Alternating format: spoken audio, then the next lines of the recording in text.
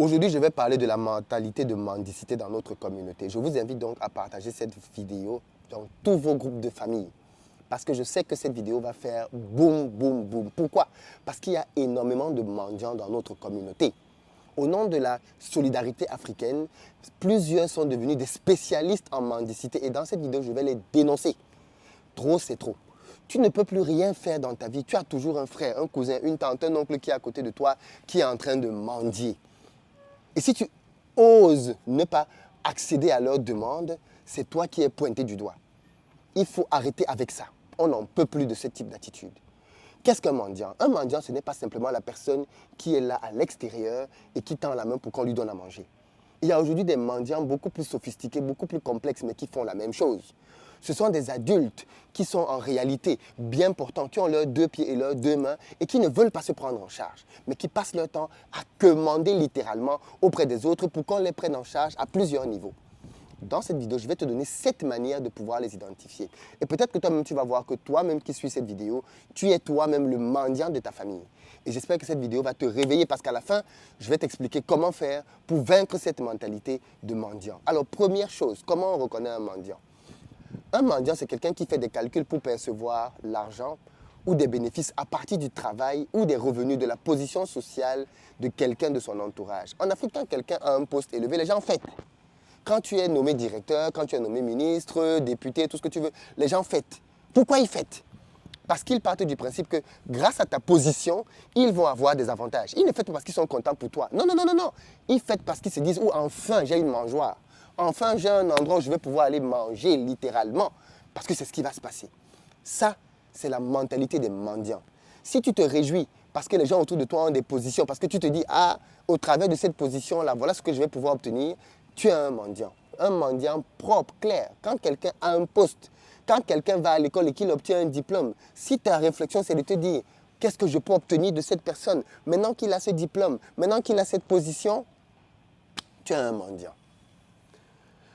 Un de tes amis, par exemple, travaille quelque part. Si ton premier réflexe est de te voir en train de pouvoir bénéficier gratuitement de ce qu'il fait, c'est très dangereux.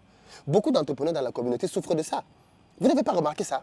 Tu lances un business, les gens qui sont supposés être tes amis, ce qu'ils veulent, c'est avoir tes produits gratuitement. Ce sont des mendiants. Si tu as déjà fait un business et qu'un ami à toi est venu vers toi avec l'objectif d'obtenir gratuitement les produits de ton business, c'est un mendiant. Si tu vois quelqu'un qui a un business, par exemple, il est agriculteur, je te dis par exemple, ah moi je fais des ananas dans mon champ, je fais du poulet. Et que dans ta tête, tu t'imagines déjà que waouh, je vais aller dans son champ, je vais cueillir des ananas et je vais rentrer manger chez moi gratuitement. Tu es un mendiant. Parce qu'il n'y a qu'un mendiant qui pense que justement, il va pouvoir bénéficier gratuitement du fruit du travail des personnes qui l'entourent. Et cette mentalité-là, elle est très présente chez nous. Deuxième manière de pouvoir identifier les mendiants. Quand tu es constamment dans une posture de réception, tu ne refuses jamais un don, même quand tu n'en as pas besoin. Vous avez remarqué qu'il y a des gens comme ça, tu lui proposes quelque chose, en réalité il n'en a pas besoin, mais il prend quand même parce qu'il ne sait pas dire non. Dans des relations avec les gens, tu es obsédé par ce que tu peux en tirer, jamais par ce que tu peux offrir aux autres. Parfois, tu demandes directement les choses aux gens. Parfois, tu attends qu'on te donne. Et le pire, c'est quand toi-même tu crées des situations dans lesquelles les gens vont devoir te donner quelque chose parce que tu vas leur faire pitié, parce que tu vas être dans la position de quelqu'un qui a vécu une injustice. Donc, ils vont se sentir peut-être un peu coupables s'ils ne t'aident pas. Beaucoup sont spécialistes pour créer ce genre de situation dans leur relation avec les autres. Dans tous les cas, peu importe le moyen que tu utilises, le plus important pour toi, c'est que tu puisses tirer constamment un bénéfice de tout ce que tu côtoies. Cette mentalité, elle est trop présente chez les Africains. Beaucoup, beaucoup trop présente. Il vient chez toi, première chose, il va dans ton frigo, il commence à ouvrir le frigo. Ah, qu'est-ce qu'il y a à manger chez toi aujourd'hui? Qu'est-ce qu'il y a ceci? Come on! Quelle est cette mentalité que nous avons dans cette communauté? Trop de mendiants, trop de mendiants. Troisième test pour repérer les mendiants. Quand tu as un projet en tête, tu comptes d'abord sur les autres avant de compter sur toi-même. Beaucoup de gens font ça. Tu as un projet, tu vas demander aux autres les informations pour ton projet plutôt que de prendre le temps de faire toi-même des recherches approfondies. C'est la mentalité de mendiant. Tu attends qu'on te donne des infos sur ton projet. Vous allez les voir. Ils sont nombreux qui viennent, même parfois dans les émissions ou dans les commentaires, poser des questions basiques par rapport à leur projet. Tu vois qu'il n'a fait aucun effort de recherche.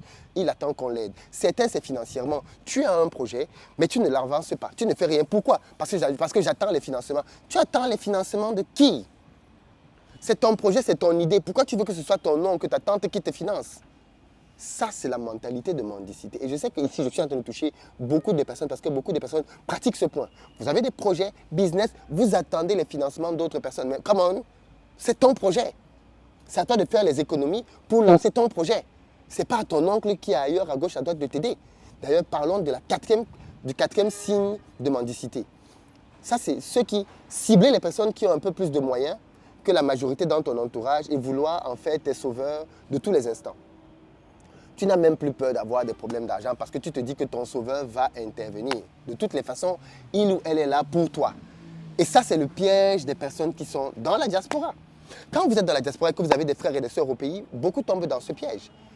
Tout ce qui leur arrive dans leur vie, ils comptent sur vous. Certains vont faire des enfants en pensant que c'est vous qui allez financer leur grossesse, l'accouchement. Et même, tenez-vous tranquille, la prise en charge de cet enfant quand il est né. Ils vont vous flatter en vous disant, oui, j'ai donné le nom, j'ai donné ton nom à mon enfant, j'ai donné ton nom à ceci, cela, parce qu'ils veulent obtenir de toi la prise en charge de cet enfant. Quel niveau de mendicité? Tu fais un enfant et tu comptes sur des gens pour en prendre soin. Et ce que je dis là pour les enfants, c'est valable à tous les niveaux. Tu vas t'engager dans des situations et tu comptes sur des gens, notamment ceux qui sont en Europe pour t'en sortir. Quelle irresponsabilité!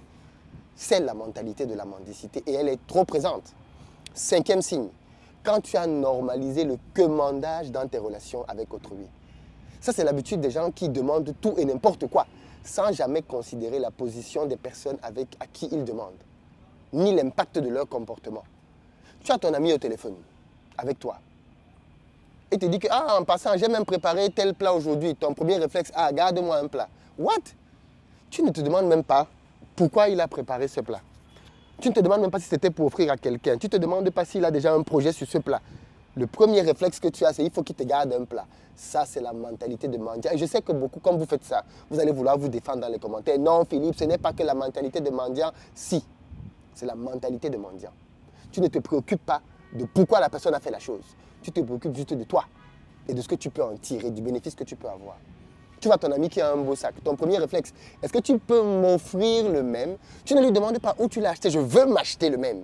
Tu lui dis, offre-moi le même. Les gens qui sont constamment en train de demander qu'on leur offre les choses, ils n'ont peur de rien. Hein. Ils te voient avec une voiture, wow, ta voiture est belle, hein. Tu ne veux pas m'offrir la même voiture? Pardon? Ton téléphone est beau, tu ne veux pas m'offrir le même téléphone? Pardon? Voilà comment les mendiants sont. Ils n'ont peur de rien, ils n'ont pas froid aux yeux. Le mendiant demande. Tu viens d'obtenir un nouveau travail. Et ça, c'est la totale. Beaucoup font ça. Dès qu'il apprend que tu as obtenu un nouveau travail, il t'appelle. Ah ouais, j'ai appris que tu m'invites à manger quand? Oui, comme tu as obtenu un nouveau travail, tu dois par ricochet l'inviter à manger. Bien sûr. Bien sûr. Pire, quand vous sortez, il s'attend toujours à ce que ce soit les autres qui payent pour lui ou pour elle. Toujours. Quand vous sortez en groupe, toujours on doit payer pour elle ou pour lui. Malheureusement. Sixième manière d'identifier la mendicité, la mentalité de mendicité, ça c'est quand tu voyages. Tu te débrouilles toujours pour que quelqu'un t'héberge. Tu ne veux pas payer l'hôtel ou le Airbnb comme les adultes normaux font. Ici par exemple, je suis en Guinée, je suis venu là pour un court séjour d'affaires. Je n'ai pas demandé à la personne qui me reçoit de payer quoi que ce soit. C'est quelqu'un qui est dans le programme Back to Africa. C'est quelqu'un avec qui on travaille, qui est en train de vouloir rentrer en Afrique pour faire du business. Et on est venu ici pour pouvoir discuter avec des fournisseurs à lui. Mais on paye tout. J'ai payé mon billet d'avion, je paye mon hôtel, je paye ma bouffe. Je ne lui demande rien. Rien du tout. Le partenaire avec qui je suis fait la même chose. Tout le monde se prend en charge. Mais ce type de personne va te dire, paye-moi mon billet d'avion, paye-moi mon hôtel, paye-moi mon ceci. C'est quoi cette mentalité? C'est quoi cette mentalité? C'est une question de mentalité, pas de moyens. C'est une question de mentalité, pas de moyens. Septième test, prendre l'habitude d'emprunter tout ce que tu peux, y compris de l'argent. Parfois, c'est parce que tu ne peux pas t'offrir quelque chose que tu empruntes. Parfois, c'est parce que tu ne veux pas toi-même dépenser ton propre argent. Et parfois, c'est juste parce que tu es tellement habitué à utiliser les choses d'autrui. Le pire, ce sont les gens qui empruntent de l'argent pour assouvir des plaisirs personnels. Il va emprunter de l'argent pour acheter une télévision, pour acheter un sac, pour acheter une robe, pour aller à un événement, pour paraître. Ça, c'est la mentalité de mendicité. Voilà jusqu'où elle peut te pousser.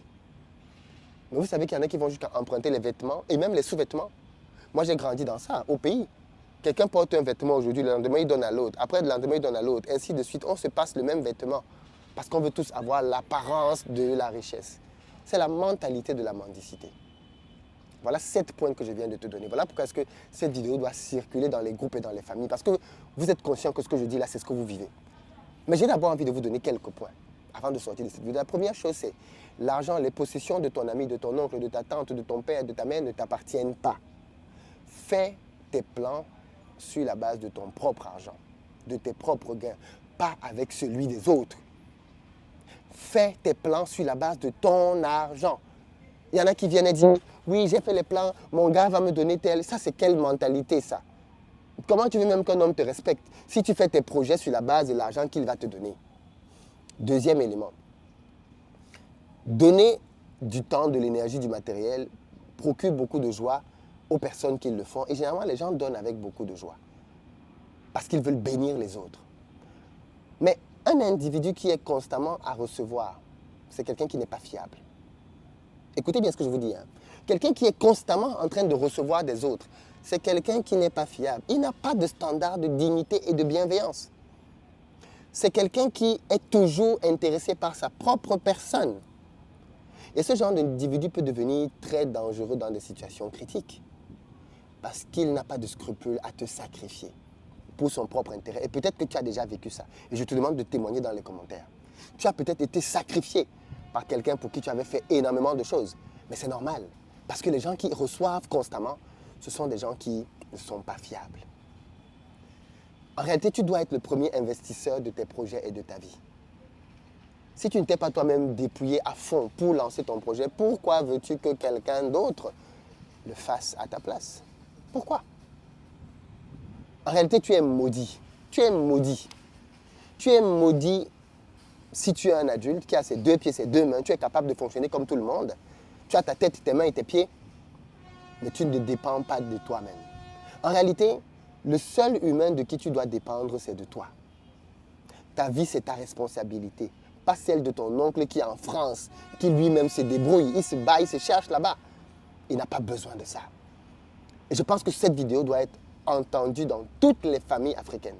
Je vous demande vraiment, vraiment, prenez 1 minute et partagez-la massivement. Il faut que ce genre de comportement change. Il faut que ce genre de comportement cesse. Il faut qu'au terme de cette vidéo, vous ayez des échanges avec des personnes. Publiez ça, envoyez ça, dites-leur qu'est-ce que tu en penses du point 2, du point 3, du point 5. Je veux qu'on en parle. Mais les gens ont mis leur dignité, leur honneur aux toilettes. Et c'est grave. Dites-moi dans les commentaires ce que vous en pensez. À très bientôt.